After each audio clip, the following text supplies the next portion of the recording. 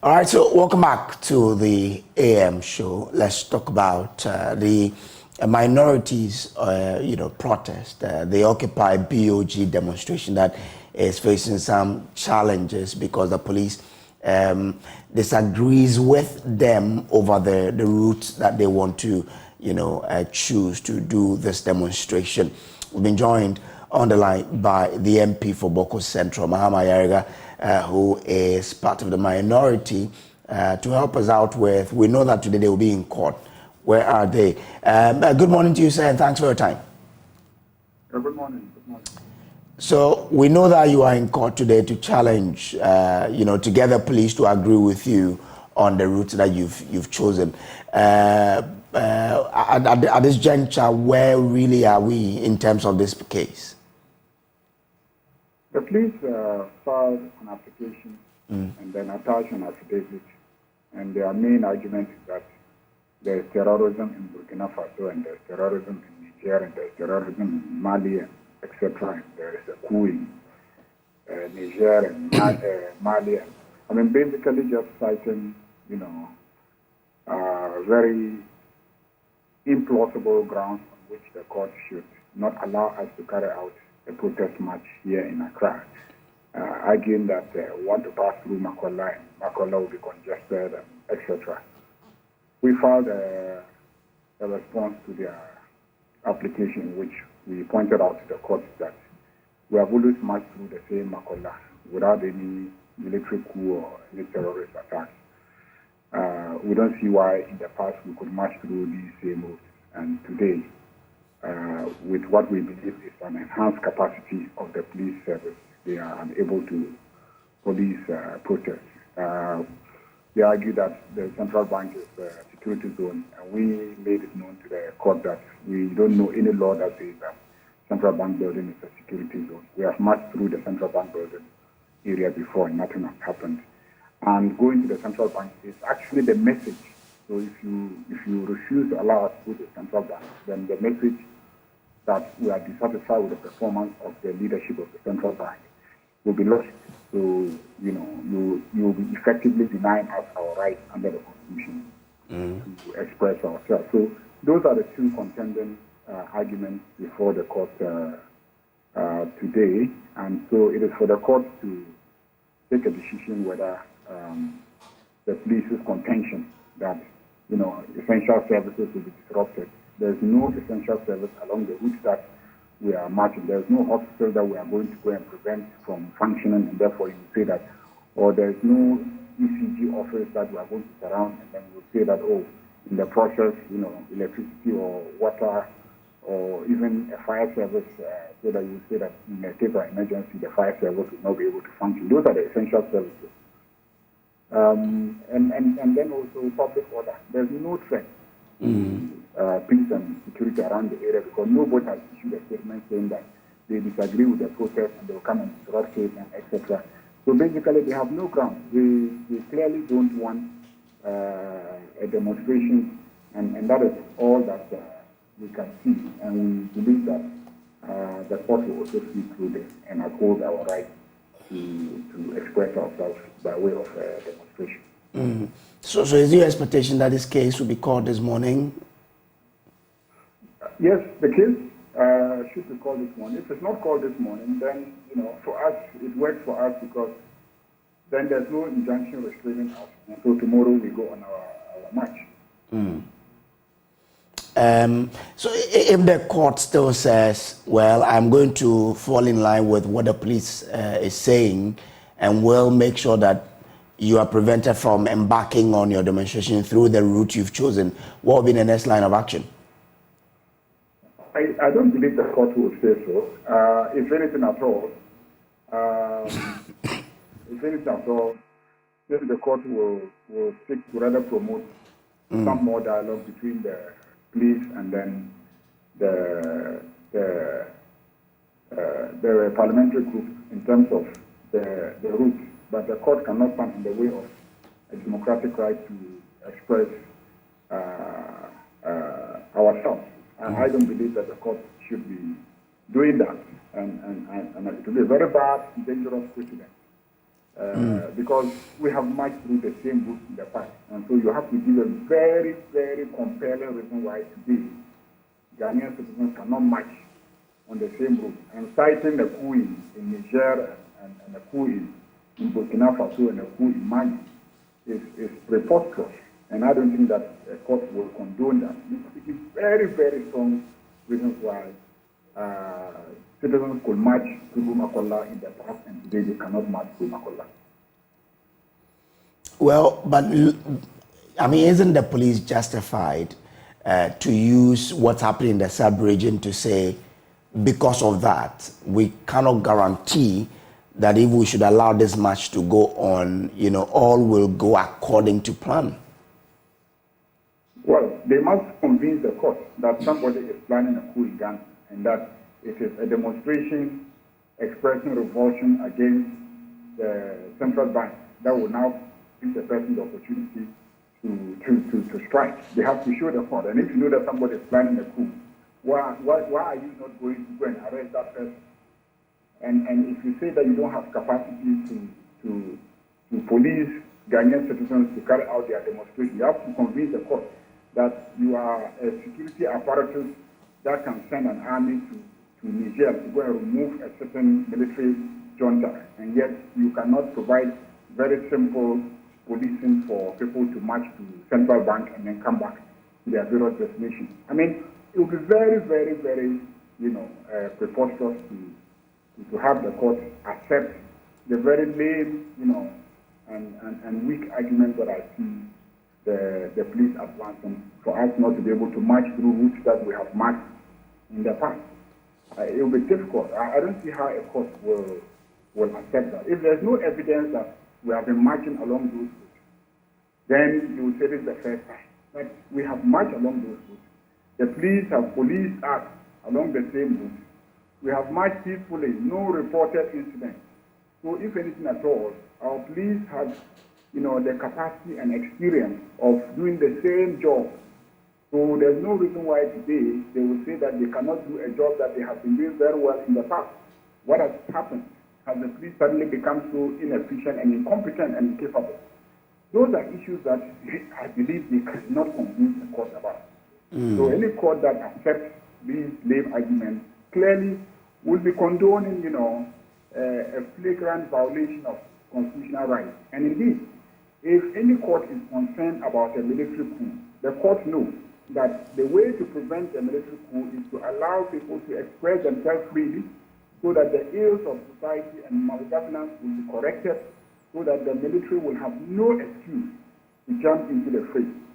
But if you clearly see cases of flagrant violations where a contract that is supposed to be $81 million suddenly jumps up to $222 million, citizens are marching in protest, and the court say, no, you can't even march to protest against something like that. You would rather be giving the soldiers an excuse to come in. And in the past, when soldiers have come in, the judges haven't been left out anyway.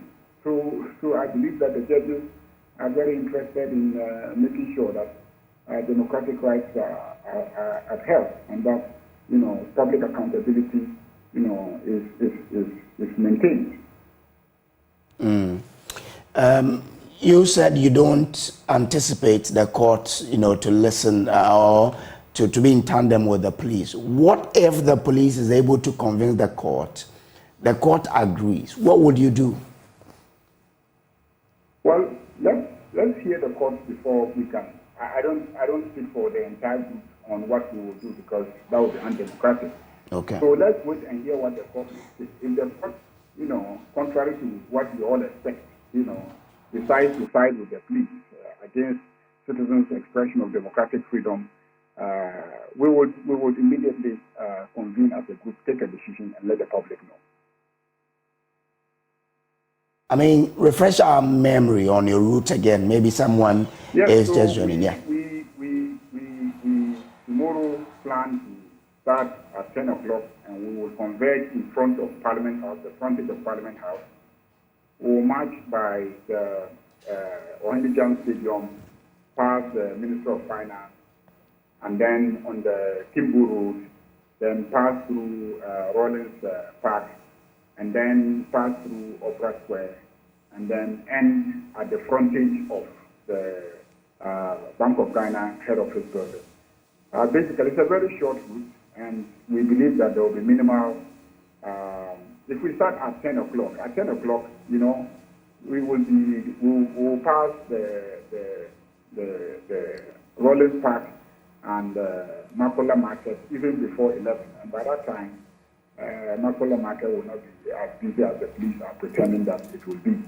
And even in the past where we have passed through Makola Market around 1 o'clock, still the market has functioned effectively without us having any problem. So the arguments are just spurious.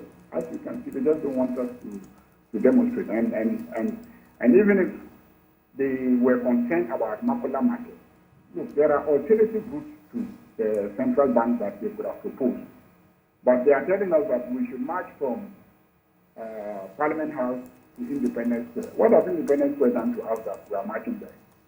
We have a problem with the central bank. We are telling to march to Independence Square. I mean, that's preposterous. We have marched to the Flagstaff House, and nothing has happened. That is the seat of government. That is where you can make a case before any court that it's a security zone. And yet, we've marched there, and people have come out to receive petitions. So how is it that we can march to the central bank, to the Flagstaff House or Jubilee House, and yet we cannot march to the Bank of Ghana head office? The money is not kept at the Bank of Ghana head office. It's just an administrative building. They don't keep anything there. They have the warehouse on the printed road. That's where the printed money and everything is kept. That's not where we are marching. So clearly, there's really no threat at all to national security. You should march the frontage of the Bank of Ghana building. Already, there are people who carry out, trading and other activities in front of the Bank of Ghana head office. You don't see that as a threat to security or a violation of any security law. So why would people marching there, constitute a violation of the security law? All right. So, for all intent and purposes, you disagree with the police on how they are going about this particular matter? Absolutely. And unless the police IGP is confirming what COP Alex is saying, that, under his administration, this police service has become very incompetent, I don't see how it is that them. All right. Grateful to Mahama Yerga for your time, and I wish you all the best for today. He is the MP for Boko Central, Mahama Yerga there. This is still the AM show. We'll be keeping an eye on this particular demonstration, and especially the case in court to determine where, what the next action will be. Now, this case will be called in court today. That's the expectation because the demonstration is tomorrow. So if the case is not called, then it means the minority can't go ahead to organize the demonstration. But if it's called, whatever happens, we'll bring that to you as well. This is still the AM show here on the Joy News channel. Let me still remind you that we'll be having that interaction with the President of the National House of Chiefs, Ojiahoho Yao JB II. He will be joining us here for us to have a chat about, about his traditional area, the Western North region. This is a new region that was created as part of the new regions that were created, I think, in 2019. So we would want to find out what has been the economic development in that part of the country, and also delve into chieftaincy-related matters, how he's, together with his house, the National House of Chiefs, are handling the many plethora of, chieftaincy issues that engulf us in this country. So stay with us. We'll be having that chat here. There are a lot of issues happening, so we'll be delving deeper into that with him. One other issue that is of concern to all of us has been the strike by the Colleges of Education Teachers Association of Ghana, members of their association, CETAG. They've been on strike for some weeks now. They are calling for the government to honor some agreement that they've entered into in the past, which has not been respected. We'll be delving into that one. We've been joined on the line by Ofosu Asamoah, who is, I think, with Primpag. He's the Executive Secretary for the National Labour Commission. Chief, good morning and thanks for your time. Chief Ofosu Asamoah, good morning to you and thanks for joining us. Yes, good morning. Okay. Good morning to your listeners. So, what's the latest on the CETAG strike? Well, they appeared before the commission last week and with their petition against their employers for the withholding of their salary. And the commission directed that the call of the strike, which they were still engaged in and they had earlier on been directed to, and then after that, the commission will hear them. So the commission instructed them to call off the strike? It repeated its earlier directive to call off the strike. And they still not... Especially when the strike was unpaid allowances, which has now been paid. Okay. It was paid into their account, so there was no need to be on strike, and they are still on strike. So if that's the case, what will you be doing then? Having not called off the strike, the committee will need to await the executive directive. Well, if they are still on strike, you just mentioned that the allowances because of which they went on strike have been paid. But was their strike just about allowances or there were more? It was on the allowances, the unpaid allowances. That's what we got. There were others who have been satisfied. What was outstanding was the allowances which we wanted them to use their account. It has hit their account now. So I don't see reason why they are still on strike, but there they are. Does the payment include the payment of their August salaries? Because we heard that they weren't going to be paid. That I will not know. I'm not a beneficiary, but what is before the commission for which they went on strike was the payment of allowances, which has now been paid. But if that's the case... If they want to engage on strike for no payment of salary, that's a different matter. That's there. But if that's the case, then the strike is illegal. There's no reason at all for even to test the legality. You want something, and if you don't give it to me, I'll go on strike. The thing has not been given to you. So why are you on strike? When was this payment effected? It was effected at the end of their August salary. It was coming with their August salary, yes. And you are confident the monies have hit their account? I'm sure you can just call them. It has hit their account. They have attested to it, yes. Okay. So if they do not return to the classroom by close of today, by close of week, any action the Labour Commission will be taking? That's what I said, that the commission will on Wednesday. If by Wednesday they haven't gone, the commission will know what to do. And have to be on application of their employers. They have to inform us whether they are on strike or not. If nobody comes to tell us, we will not know. So it is for the principals of the colleges, or the Ghana Tertiary Education Commission, or the ministry, even their mother ministry, to tell us that yes, they are still on strike. So and the commission can take the next step. Oh, okay. Okay. So, I mean, if Prinkov or the ministry does not come to you, then there's little they can do. In fact, that is our way of knowing. Sitting there as a committee is like a judge in the court. If there's no complaint, how would the judge know? The High Court judge will give an order that teachers should go to the classroom. It's only when the headmaster or the proprietor or whoever is supervising the artist, they come to tell you that they have not come. That is when you can do something or say something. Okay. Or get to know, yeah. Okay. Let's see how it goes. We'll get in touch with them to Employer understand. FM comes to complain to us that the directive has we have done a follow-up and the teachers are not in the classroom. Then based upon that, we can do something. So Okay. we just take that part for the best. Okay. All right. Grateful to you, Mr. Ofosu Asamoah, for joining us here this morning. He is Executive Secretary for the National Labour Commission. According to him, the allowances based on which CETAG, declared a strike action have been paid. And so they expect the teachers to be in the classroom.